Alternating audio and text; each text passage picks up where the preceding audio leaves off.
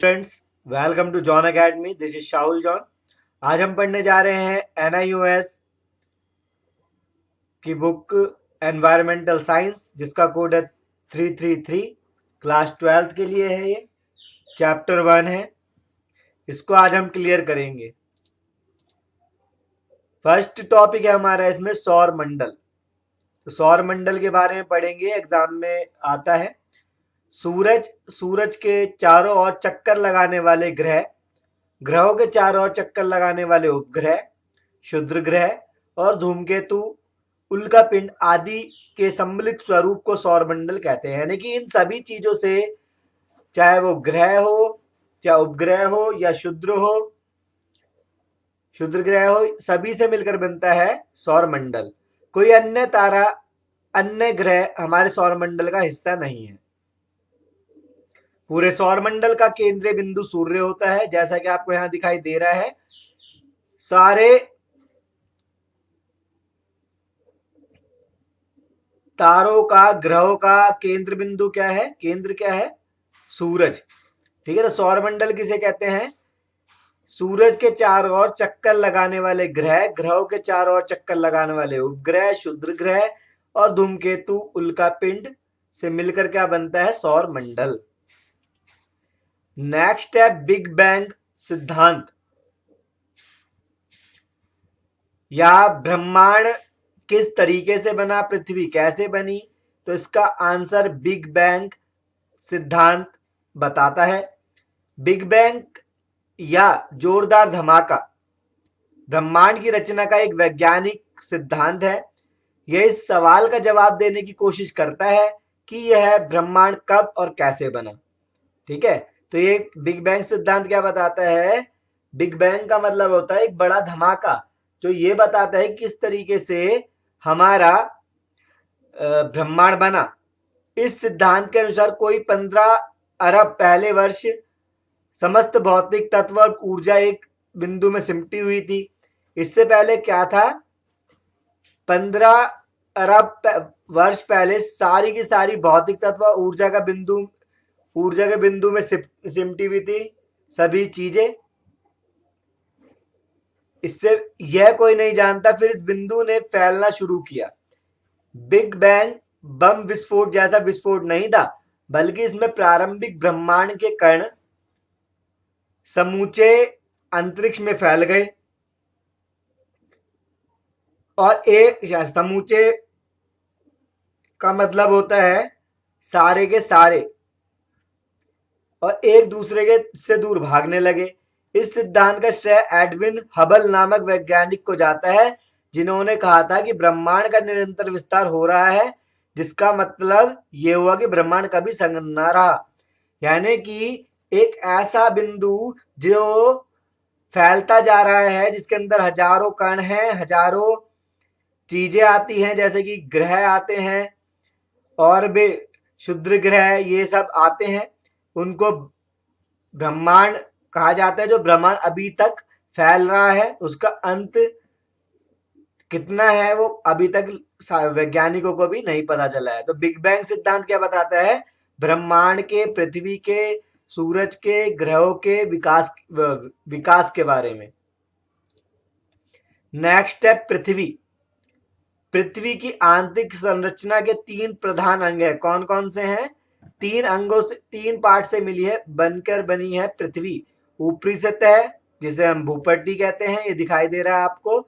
मध्य स्तर मेंटल, ये यानी कि बीच की सतह को कहते हैं मेंटल। थर्ड है आंतरिक स्तर धात्विक क्रोड, इसे कहते हैं आंतरिक क्रोड। यानी कि 3 परतों से मिलकर बनी है पृथ्वी। आंतरिक क्रोड, बाहरी क्रोड और मेंटल और भूपट्टी, ये सारी क्रोड से मिलकर बनी है। पृथ्वी के कुल आयतन का 0.5 भाग भूपट्टी का है। तो इसका भाग कितना है? 0.5। जबकि 83 भाग में मेंटल विस्तृत है। यानी कि इतने बड़े भाग में, 83 भाग में क्या है? मेंटल बना हुआ है। कुछ बात यहां पढ़ लेते हैं। अब तक वैज्ञानिक यही मानते थे कि पृथ्वी की उत्पत्ति 4.537 अरब पहले हुई थी, वर्ष पहले हुई थी। लेकिन नए अध्याय में पृथ्वी की उम्र 7 करोड़ वर्ष कम होने का दावा किया गया। अब ये पता चला है कि पृथ्वी की उम्र जितनी बताई गई थी एज, उससे भी कम है उसकी एज, यानी 7 करोड़ वर्ष कम है। ठीक है, तो ये आपने यहाँ पढ़ा पृथ्वी के बारे में। फिर है ऑक्सीजन जीवन के लिए क्यों आवश्यक है, ये भी एग्जाम के लिए बहुत जरूरी क्वेश्चन है। जीवधारियों के विभिन्न क्रियाकलापों के लिए आवश्यक ऊर्जा को मुक्त करने के लिए भोजन के ऑक्सीकरण के लिए ऑक्सीजन जरूरी है। ठीक है, तो भोजन के ऑक्सीकरण के लिए क्या जरूरी है, ऑक्सीजन। जीवधारियों के यानी मनुष्यों के, चाहे वो जानवर हो चाहे वो इंसान हो, के लिए ऊर्जा को मुक्त करने के लिए भोजन के ऑक्सीकरण की आवश्यकता होती है। ठीक है, इसलिए ऑक्सीजन जरूरी माना जाता है। नेक्स्ट है हमारा पर्यावरण क्या है।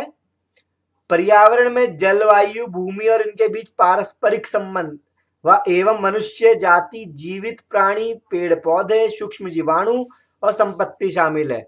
इसमें क्या है, आपसी संबंध किन किन में देखा जाता है पर्यावरण में, मनुष्य जाति, जीव प्राणी, पेड़ पौधे, सूक्ष्म जीवाणु, संपत्ति, इन सबको मिलकर बनता है पर्यावरण।